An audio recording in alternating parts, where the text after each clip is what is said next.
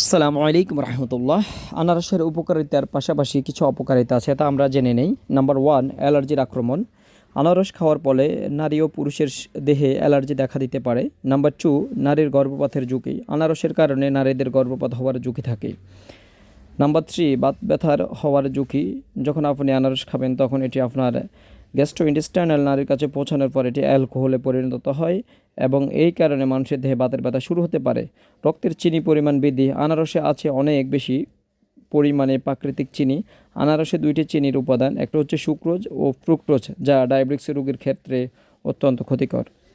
ঔষধের প্রতিক্রিয়া। আনারসে আছে ব্রোমোলাইন, যা দিয়ে ঔষধ বানানো হয়ে থাকে এবং রোগীর প্রয়োজনে পড়লে তা দেওয়া হয়। তাছাড়া আপনি যদি কোনো কারণে অ্যান্টিবায়োটিক ও অ্যান্টিকনভালসেন্ট ব্যবহার করে থাকেন তাহলে আনারস খেতে ডাক্তাররা নিষেধ করে।